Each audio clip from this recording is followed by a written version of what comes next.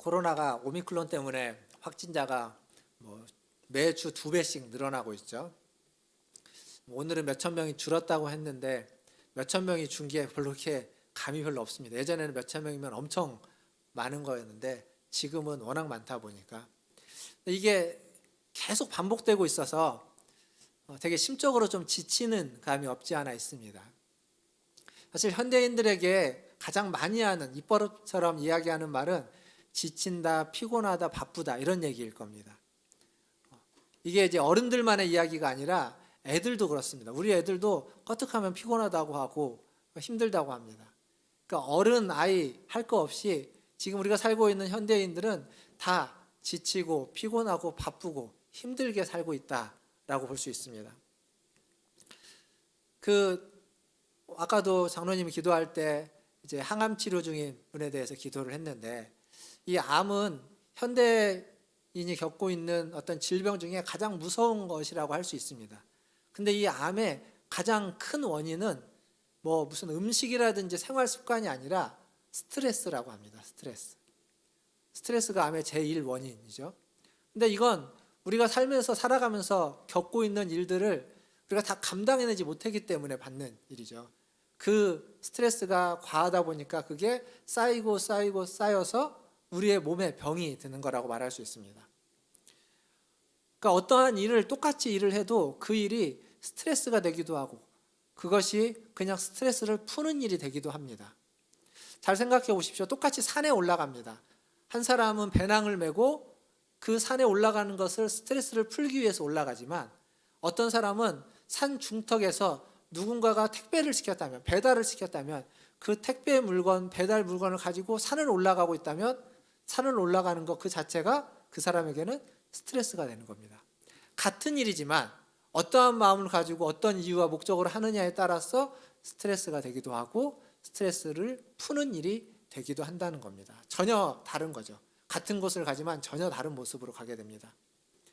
오늘 우리가 읽었던 이 이사야서 말씀은 이 바벨론 포로로 잡혀있는 이스라엘 백성들에게 주시는 하나님의 말씀입니다. 바벨론 포로로 그들이 1200km를 이동해서 왔다는 건 그들이 이미 지칠 대로 지쳤고 그리고 절망하고 낙심한 시간들을 오랜 시간 보냈다는 겁니다. 즉 절망하고 낙심하고 지쳐있는 이스라엘에게 하나님이 하시는 말씀입니다. 그리고 그 말씀은 일상을 살아가면서 지치고 피곤하고 바쁘면서 낙심하면서 힘들게 살아가고 있는 저와 여러분, 우리 모두에게 또한 주시는 하나님의 말씀입니다. 오늘 이 말씀을 통해서 우리고 지치고 피곤한 우리에게 하나님이 무엇을 이야기하시는지 잘 들으시는 저와 여러분 되기를 바라겠습니다.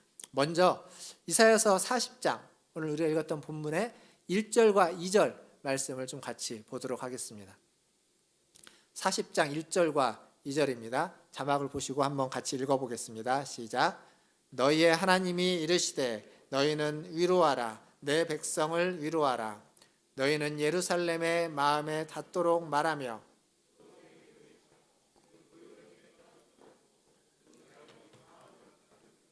그의 모든 죄로 말미암아 여호와의 손에서 벌을 배나 받았느니라 할지니라 하시니라. 아멘. 지금 하나님이 이사야를 통해서 포로로 잡혀있는, 포로 생활을 하고 있는 이스라엘 백성에게 말하고 있는 겁니다. 위로하고 있는 거예요. 뭐라고 위로하냐면 이제는 너희가 너희 죄로 말미암아 포로로 잡혀왔는데 그 죄가 다 속량받았다. 그러니까 죄의 대가를 다 치렀다. 죄로 말미암아 포로, 노예가 되었는데 이제 노예로 복역하는 기간은 다 끝났다라고 이야기하는 겁니다. 즉 이 말은 무슨 얘기냐면 이제 너희는 해방될 것이다. 이제 너희는 포로에서 자유케 될 것이다. 이제 너희는 바벨론에서 다시 가나안으로 돌아오게 될 것이다 라고 하는 회복과 약속의 말씀인 겁니다. 그 말씀으로 너희 백성을 위로하라, 서로 위로하라고 이야기하고 있습니다. 근데 이게 굉장히 좋은 얘기 아닙니까? 이제는 더 이상 죄값도 다 치렀고 더 이상 포로로 있을 필요가 없고 이제 자유인이 될 것이다 라고 하는 아주 좋은 얘기인데, 근데 이스라엘 백성은 이 말씀을 받고 위로를 받고 힘을 얻고 환호성을 지르는 것이 아니라 엉뚱한 반응을 보이고 있습니다. 그 엉뚱한 반응이 우리가 오늘 읽은 본문 27절입니다. 27절을 다시 한번 보십시오. 27절에 뭐라고 적혀 있냐면 야곱아 어찌하여 내가 말하며 이스라엘아 내가 이르기를 내 길은 여호와께 숨겨졌으며 내 송사는 하나님께서 벗어났다 하느냐. 지금 야곱 이스라엘이 뭐라고 말하고 있냐면 내 길은 하나님께 숨겨졌고 내 송사는 하나님에게서 벗어났다라고 말한다는 겁니다. 이게 무슨 말이냐면 하나님은 내 삶의 현실을 모른다는 겁니다. 내가 지금 어려움을 겪고 있고 내가 지금 힘들고 그래서 하나님께 송사를 아뢰고 하나님께 하소연을 하고 그렇게 하나님께 도와달라고 했는데 하나님은 전혀 관심이 없었다는 겁니다. 그동안 하나님은 전혀 모른 척하고 있었다는 겁니다. 지금 내 고통을 모르고 내게 응답하지 않는다라고 지금 이들은 보고 있습니다. 사실 우리가 어떤 문제에 빠지면요 다른 얘기가 귀에 잘 안 들어옵니다. 지금 내가 뭔가 딱 그렇게 빠져 있고 거기에 집중해 버리면 주변에서 그거 아니다라고 이야기하는 얘기가 하나도 귀에 안 들어옵니다. 그게 맞고 틀리고가 분별되지 않는 상태가 되는 겁니다. 지금 이스라엘 백성이 그렇습니다. 지금 하나님이 내 길에 관심이 없고 내 송사를 외면했다라는 생각이 딱 마음에 들어와 있으니까 하나님이 내가 너를 이제 다시 회복시켜 줄게. 너 이제 그동안은 대가를 치르고 고생을 했는데 이제 괜찮아. 이제 내가 책임지고 너를 다시 구원해 줄게. 라고 하는 얘기가 마음에 안 와닿는 겁니다. 안 들리는 거예요. 안 들리고 와닿지도 않는 겁니다. 우리도 살다 보면 이럴 때가 있습니다. 하나님이 우리에게 은혜를 준다고 하고 위로의 말씀을 전해줘도 내 마음에 하나도 안 와닿는 때, 그럴 때가 있습니다. 내가 정말 힘들고 어려워서 하나님께 도와달라고 했는데 하나님이 전혀 도와주지 않고 응답도 없고 하나님이 정말 느껴지지 않는 그 시간들을 좀 오래 보내다 보면 하나님이 내가 너를 도와줄게 라고 했을 때 그 말이 그냥 이빨린 립서비스로 그냥 말만 그런 걸로 듣고 별로 믿어지지도 않고 받아들여지지도 않고 그것에 아멘 하고 싶어지지 않는 그런 때가 있는 겁니다. 몸이 아파서 중병에 걸려서 좀 그것이 낫기를 위해서 간절히 기도했는데 너무 더디게 낫고 잘 회복되지 않을 때, 그럴 때 우리는 그런 마음을 갖게 되는 겁니다. 이러다 보니까 아무리 좋은 얘기도 아무리 은혜로운 얘기도 귀에 들리지 않고 마음에 와닿지 않는 상태. 하나님의 약속이라 할지라도 그것이 하나님의 말씀인데도 불구하고 그것이 나를 어떻게 하지 못하는 상태가 되는 겁니다. 그냥 그게 희망 고문처럼 입에 발린 소리처럼만 들리게 되는 거죠. 이게 지금 이스라엘 백성의 상태였습니다. 그들에게 이사야가 28절 말씀을 합니다. 답답하죠. 답답한 그들에게 이사야가 28절에 이렇게 이야기합니다. 너는 알지 못하였느냐? 듣지 못하였느냐? 영원하신 하나님 여호와 땅 끝까지 창조하신 이는 피곤하지 않으시며 곤비하지 않으시며 명철이 한이 없으시며. 너는 알지 못하느냐? 너는 듣지 않았느냐? 영원하신 하나님은 영원하신 분이고 그분은 땅 끝까지 창조하신 분이시고 그분은 피곤하지도 곤비하지도 않으시고 제한이 되는 분이 아니다라는 걸 너는 알지 못하느냐라고 지금 답답하니까 이야기해 주는 겁니다. 이 28절 말씀을 조금 자세히 좀 살펴보면 여기에 영원하신 하나님 여호와라는 말씀이 있습니다. 이 얘기는 무슨 얘기냐면 하나님은 과거에만 머물러 계시는 분이 아니라는 겁니다. 과거에 하나님이 나를 도와주셨지만, 과거에 하나님이 은혜를 베풀어 주셨지만 지금은 나와 상관없는 분, 지금은 나를 외면하는 분, 지금은 나를 모른 척하는 분이 아니라는 겁니다. 이 영원은 영원부터 영원까지, 즉 과거도 현재도 미래도 다 포함하고 있는, 하나님은 과거, 현재, 미래 모든 시간 가운데 언제나 존재하시고 그 시간을 초월해 계시는 분이다라는 고백이 영원하신 하나님 여호와라는 고백입니다. 그리고 더불어서 이어지는 말씀에 땅 끝까지 창조하신 이라고 되어 있습니다. 하나님이 창조주시라는 거죠. 근데 땅 끝까지 창조했다는 겁니다. 끝은 언제나 좋지 않은 자리입니다.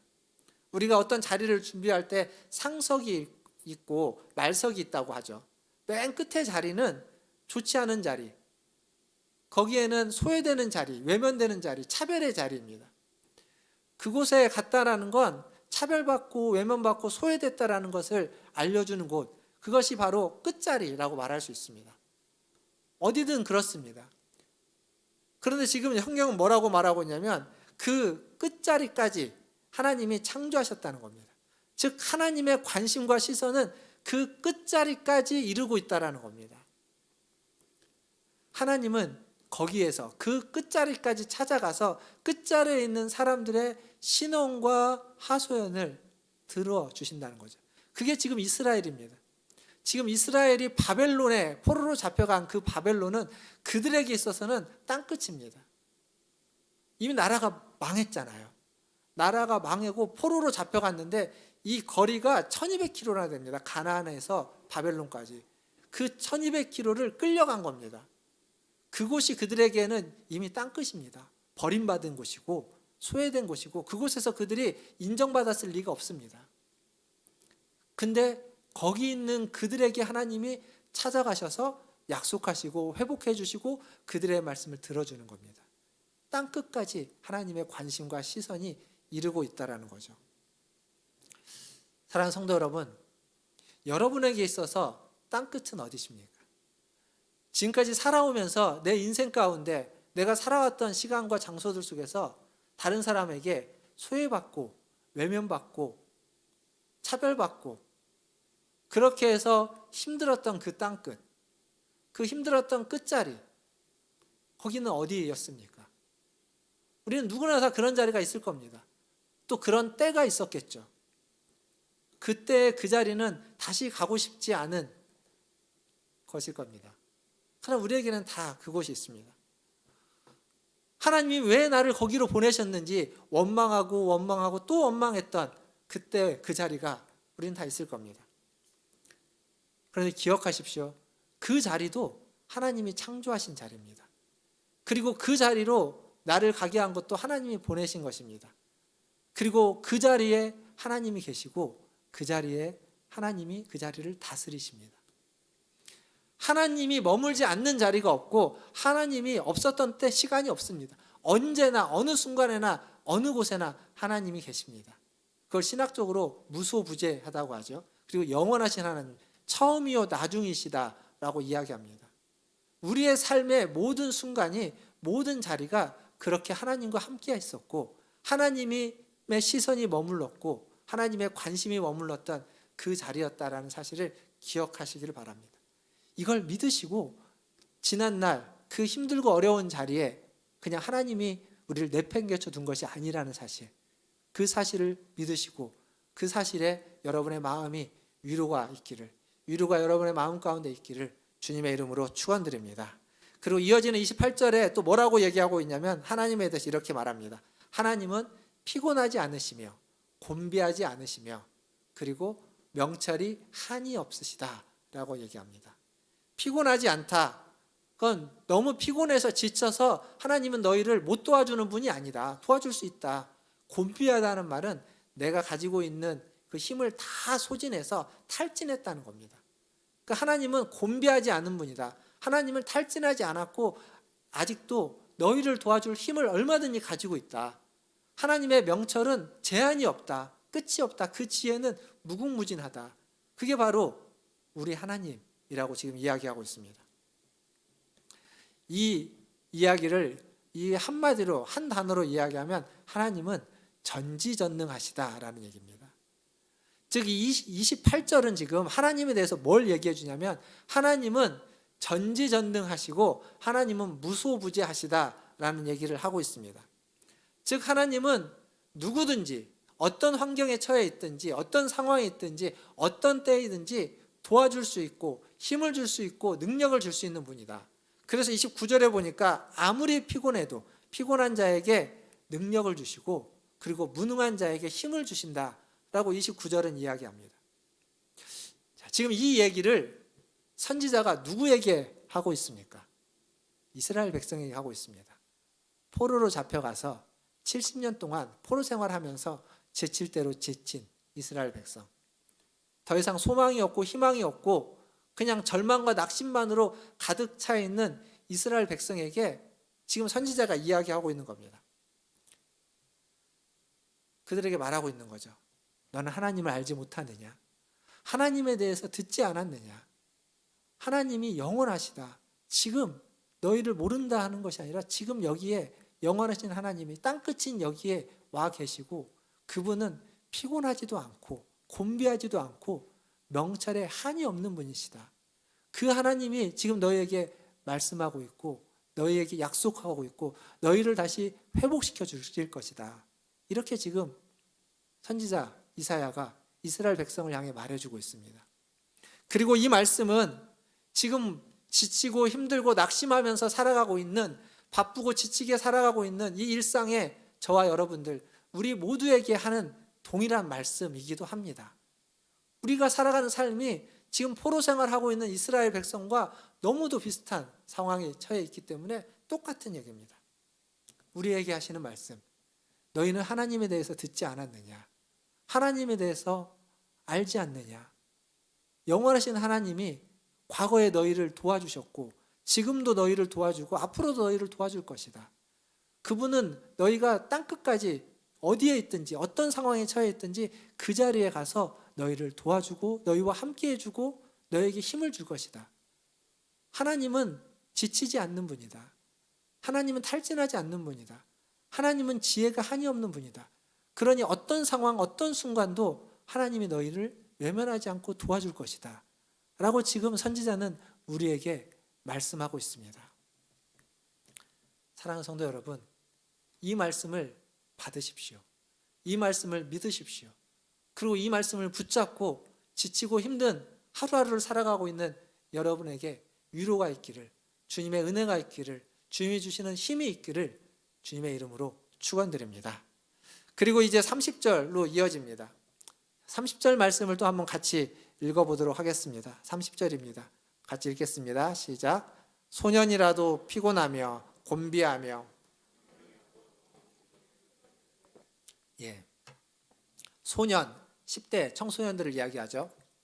10대 청소년들은 어찌 보면 가장 힘이 있을 때, 피곤하지 않을 때, 뭐 아무리 놀아도 그냥 쓰러질 때까지 놀 수 있는 때입니다. 그리고 장정, 그 어느 때보다도 가장 왕성할 때, 혈기왕성할 때 아니겠습니까? 근데 아무리 힘이 있고 아무리 피곤하지 않고 아무리 혈기왕성해도 생각해 보십시오. 1200km를 이동한다는 건, 걸어서 이동한다는 건 엄청난 거리입니다. 지치지 않을 수가 없는 겁니다. 그러니까 소년이라도 피곤하며 곤비하고 장정이라도 넘어진다. 1200km를 회복의 여정이지만 1200km 오면 지칠 수밖에 없다는 겁니다. 포로로 잡혀갈 때는 이미 절망하고 낙심했기 때문에 그 포로로 잡혀가는 1200km가 그냥 죽음의 길이었을 겁니다. 뭐 아무런 힘도 없고 그런 소망도 없는 거리였을 겁니다. 반대로 이제는 회복의 1200km, 소망이 있고 희망이 있지만 아무리 소망이 있고 희망이 있어도 1200km를 가면 지치고 곤비하고 피곤할 수밖에 없는 겁니다. 그게 사람의 한계입니다. 아무리 좋은 것도요, 많이 하면 지치고 힘듭니다. 어쩔 수 없는 겁니다. 그런데 그런 이들에게 31절은 뭐라고 말하냐면 오직 여호와를 앙망하는 자는 새 힘을 얻는다라고 말합니다. 31절 우리가 잘 아는 말씀이지만 한번 다시 보겠습니다. 31절을 같이 한번 읽어보겠습니다. 우리가 잘 알고 좋아하는 말씀이죠. 31절입니다. 시작. 오직 여호와를 앙망하는 자는 새 힘을 얻으리니 독수리가 날개치며 올라감 같을 것이요 다른 박질하여도 곤비하지 아니하겠고 걸어가도 피곤하지 아니하리로다. 아멘. 다 넘어지고 다 쓰러지고 다 지쳐 있어도 여호와를 앙망하는 자는 새 힘을 얻을 것이다 라고 이야기합니다. 새 힘을 얻는데 어떤 새 힘이냐면 독수리가 날개치며 올라가는 것 같은 그런 새 힘을 얻을 것이다 라고 이야기하고 있습니다. 독수리가 나는 모습을 한 4가지로 구분할 수 있습니다. 독수리는 아주 높은 창공을 날 때 날개짓을 하지 않죠. 철새들이 날아가는 걸 보면 거의 날개짓을 많이 하지 않습니다. 독수리는 특히나 창공에서 날 때는 날개짓을 하지 않습니다. 그걸 비행한다고 이야기합니다. 그냥 바람을 타고 날아다니는 겁니다. 바람을 타고 날아다니다가 그러다가 독수리는 어떤 식으로 나냐면 밑에 먹이가 보이면 어떻게 하죠? 거기에서 수직으로 날개를 접고 하강합니다. 아주 빠르게 내려오죠. 그리고 밑에서 이제 먹이를 잡고 난 다음에 독수리는 다시 창궁으로 올라갈 때는 다시 날개짓을 하면서 바람을 타고 상승기류를 타고 하늘로 올라가는 걸 비상한다고 표현합니다. 비상. 그리고 독수리가 이제 날개를 치면서 날개를 이렇게 퍼득거리면서 날 때가 있는데 그때는 가까운 거리를 날아갈 때는 이렇게 바람을 탈 수 없으니까 날개를 통해서 바람을 일으켜서 날아가는 이 네 가지 방법으로 독수리는 난다고 합니다. 근데 이 성경에 지금 기록되어져 있는 독수리가 날개치며 올라간다라고 하는 이건 이 중에 어떤 거냐면 영어 성경에 보면 나와 있는 단어가 그건데 비상하는 겁니다. 땅에서 하늘로 이렇게 높이 창궁으로 올라갈 때 그때를 이야기하는 겁니다. 근데 이때는 뭐가 필요하냐면 독수리의 날개도 필요하지만 뭐가 필요하냐면 상승기류라는 게 필요합니다. 바람이 필요한 거예요. 바람이 있어야만 그 바람을 타고 높이 올라가서 그 이제 창궁에 있는 그 바람을 타면서 날아다닐 수 있는 겁니다. 비행을 하는 거죠. 그러니까 바람이 없으면 날아가기가 위로 하늘로 올라가기가 어렵습니다. 바람. 사실 우리가 살아가고 있는 세상은 참 많은 세찬 바람들이 일어납니다. 그 바람은 때로 우리를 붙잡고 넘어뜨리게 하죠. 근데 그 바람을 지금 독수리가 창공으로 올라간다라고 할 때 그 바람을 타야 된다는 겁니다. 그 바람을 맞고 쓰러지면 안 된다는 겁니다. 그 릭 워렌이라고 세들백 교회 목사님이 이런 말씀을 한 적이 있습니다. 그분은 하나님의 파도가 몰려올 때 하나님의 파도를 타기 위해서 항상 준비해야 된다라고 이야기합니다. 그리고 때로는 그 파도를 타지 못해서 그 파도에 맞아 부서지더라도 다음 파도가 밀려올 때를 준비해서 그 파도를 다시 탈 수 있도록 해야 된다라고 말합니다. 무슨 얘기냐면 우리가 살아가고 있는 세상에는 수많은 파도와 수많은 바람들이 있습니다. 어떤 파도와 어떤 바람은 우리를 삼켜버리고 우리를 넘어뜨리고 쓰러지게 만듭니다. 그러나 우리가 준비되어 있다면 우리는 그 파도를, 그 바람을 탈 수 있습니다. 그것이 하나님의 바람이고 하나님의 파도일 수도 있고 세상의 바람이고 세상의 파도일 수도 있지만 우리가 준비되어 있으면 그것을 탈 수 있습니다. 그걸 타면 쓰러지지 않고 넘어지지 않습니다. 파도를 타면 그 파도를 타고 어디까지 갈 수 있습니다. 바람을 타면 그 바람을 타고 창공으로 올라갈 수 있는 겁니다. 근데 우리가 준비되어 있지 않으면 그 바람에 맞아 쓰러지게 되고 그 파도에 맞아 부서지게 되는 겁니다. 그 강한 바람을 타는 비결은 뭘까요? 어떻게 해야만 그 강한 바람을 맞아 쓰러지지 않고 타고 올라갈 수 있을까요? 그 비결이 방금 우리가 함께 읽었던 31절에 나옵니다. 그리고 그 비결이 오늘 설교 제목으로 잡은 겁니다. 설교 제목이 뭐죠? 주보를 한번 보십시오. 설교 제목이 무엇인가? 여호와를 앙망하라입니다. 31절 앞에 보면 여호와를 앙망하는 자는 새 힘을 얻을 것이다 라고 말해주고 있습니다. 즉 바람을 탈 수 있는 그 새 힘을 어떻게 얻냐? 하나님을 앙망하는 것, 여호와를 앙망함으로 그 새 힘을 얻게 된다는 겁니다. 앙망한다는 말, 우리가 보통 잘 쓰지 않는 표현이죠. 근데 그냥 우리가 늘상 쓰는 표현으로 바꾸면 여호와를 바라보라 라는 겁니다.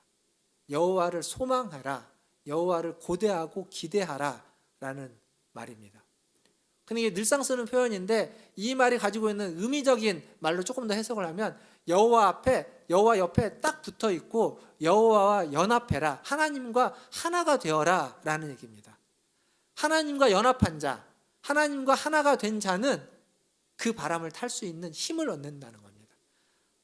하나님을 바라보는 자는, 하나님과 딱 붙어서 하나가 된 자는 그 파도를 탈 수 있는 힘을 갖게 된다는 겁니다. 반대로 하나님과 연합하지 않은 자, 하나님과 딱 붙어있지 않은 자, 하나님을 바라보지 않고 세상을 바라보고 세상의 파도와 바람만을 바라보고 자기 자신만을 바라보는 자는 그것을 탈 수 있는 힘과 능을 얻지 못한다라는 이야기도 되는 겁니다.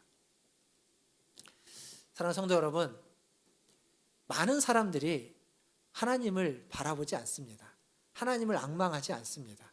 반대로 많은 사람들은 우리가 살고 있는 이 세상을 바라보고 이 세상에 묶여서 살아갑니다.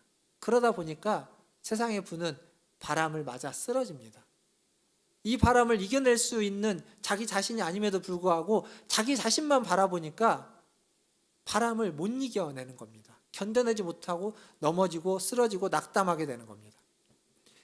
이게 하나님을 모르는 사람만 그러냐? 그렇지 않습니다. 하나님을 모르는 사람만이 아니라 하나님을 알고 하나님을 믿는 사람들도 똑같습니다. 우리도 세상을 보고 그리고 우리 자신만을 바라봅니다. 이 세상에 또 우리 자신에 짓눌려서 그 바람을 이겨내지 못하고 쓰러져서 넘어지는 겁니다. 바람은 점점 세게 불 겁니다. 파도는 점점 크게 칠 겁니다. 그 얘기는 우리가 점점 그걸 탈 수 있는 힘을, 더 큰 힘을 얻지 않으면 쓰러질 수밖에 없다라는 겁니다. 그래서 우리는 여호와를 앙망해야 됩니다. 그래서 우리는 하나님을 바라봐야만 합니다. 그래서 우리는 하나님 곁에 딱 붙어서 하나님과 하나가 돼, 연합되어서 하나가 되어야만 하는 겁니다. 하나님이 누구인지 알고 하나님이 어떤 분이신지 알고 그 하나님께 의지하고 그 하나님을 고백하고 그 하나님을 붙잡고 그 하나님께 기도하는 그 일, 바라보라는 게 그냥 멍하니 바라만 보고 쳐다보고 있는 것이 아니라 하나님이 누구인지 알고 그 하나님 앞에 기도하고 그 하나님을 의지하고 그 하나님과 연합하기 위해서 힘쓰고 노력하는 것, 그게 우리에게 필요한 겁니다. 코로나가 시작된 지 벌써 만 2년이 지났습니다. 햇수로 3년이죠. 우리 많이 지쳐 있고 이 오미크론 때문에 확진자가 더 많이 늘어나는데 뭐 증상은 경미하다고는 하나, 하지만 이것이 언제까지 어떻게 될지 모르는 상황이기 때문에 굉장히 지치고 힘든 상황에 처해져 있습니다. 이럴 때일수록 우리는 더욱 하나님을 앙망해야만 합니다. 이럴 때일수록 우리는 더욱 하나님을 바라보고 하나님과 연합하기 위해서 애쓰고 힘써야만 합니다. 하나님을 소망하는 것, 하나님을 바라보는 것, 하나님을 의지하는 것, 하나님께 기도하는 것, 이 모든 것이 다 하나님을 앙망하는 것, 여호와를 앙망하는 것이 될 때 우리는 이 시간들을 견뎌내고 이겨내고 극복할 수 있는 힘을, 독수리가 창공으로 올라가기 위해서 그렇게 비상하는 그 힘과 같은 힘을 하나님이 우리에게 허락해 주실 줄 믿습니다.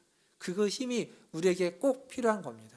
오늘 이 예배 가운데 참여하시는 우리 모든 성도님들이 바로 여호와를 앙망함으로 여호와가 우리에게 주시는 새 힘을 얻는 그러한 은혜가 있기를 주님의 이름으로 축원드립니다. 이제 말씀을 맺겠습니다. 꿩 아시죠? 꿩. 야생 꿩은 주변에서 사람 소리가 나거나 뭐 어떤 소리가 나면 이렇게 깜짝 놀라서 푸드득 날아가 버립니다. 근데 한 사람이 야생 꿩을 길들이는 방법을 만들었답니다. 찾았답니다. 그 얘기를 듣고 그 사람을 찾아갑니다. 그래서 어떻게 야생 꿩을 길들여 놨는지를 보게 되는 거죠. 보니까 꿩들이 이렇게 풀어놨는데 무슨 담을 높이 친 것도 아니고 그물을 가린 것도 아닌데 꿩들이 사료를 주고 그러면 야생 꿩이었는데 그냥 집꿩처럼 날아가지 않는다는 겁니다. 사람이 가도 도망가지를 않습니다. 그냥 뛰어가는 거예요. 이렇게 총총총 가는데 날아가지를 않는 겁니다. 물어봤죠. 도대체 어떻게 꿩을 길들였냐고. 그러니까 그 사람이 이렇게 꿩의 머리를 자세히 보라고.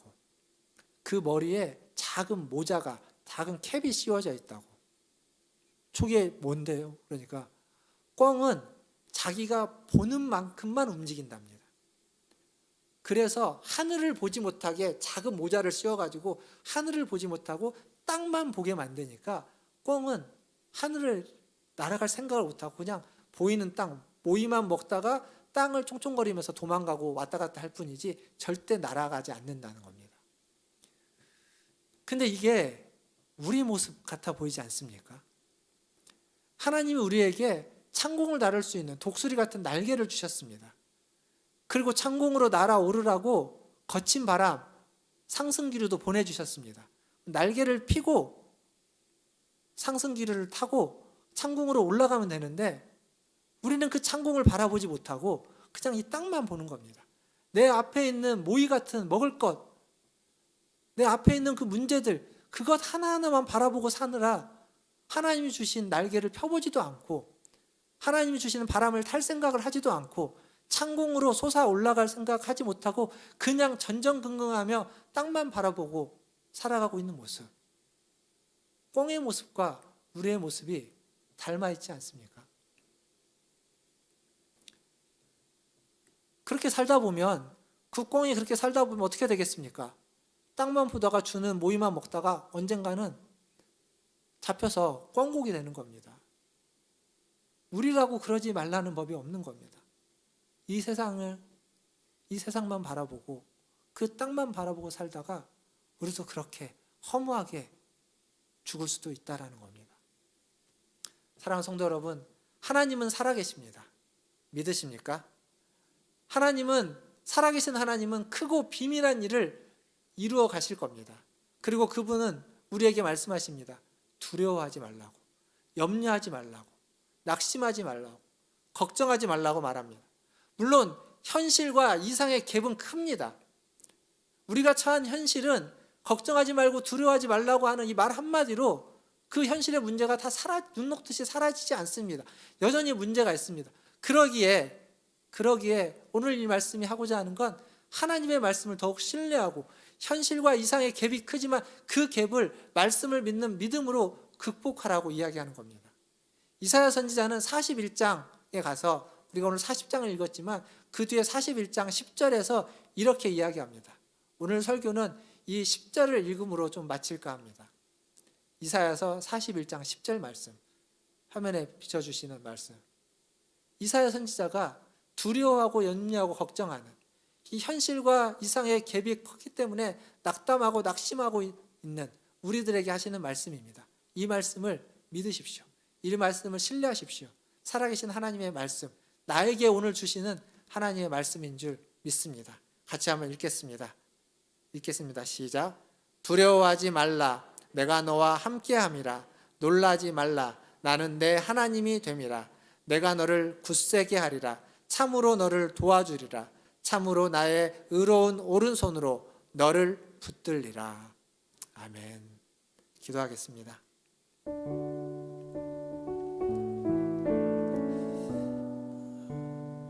우리가 살아가고 있는 세상은 우리를 지치게 하고 힘들게 합니다. 많은 문제들에 있는 세상입니다. 그때 세상만 바라보지 마십시오. 문제만 바라보지 마시고 하나님을 바라보십시오. 여호와를 앙망하십시오. 여호와를 앙망하는 자에게 하나님이 힘을 주실 것입니다. 곤비하지 않게 하고 피곤하지 않게 하시고 쓰러지지 않게 하실 겁니다. 아니, 쓰러져 있어도 힘을 주셔서 다시 일으켜 세워주실 겁니다. 이러한 은혜가 우리 모두에게 필요합니다. 두려워하지 말라. 놀라지 말라. 내가 너의 하나님이 될 것이다. 내가 너를 붙잡아 줄 것이다 라고 하는 이 말씀을 의지하고 하나님 앞에 간절히 나의 목소리가 내 귀에 들릴 정도의 소리로 우리 같이 한 목소리로 기도하며 나아가겠습니다. 기도합니다.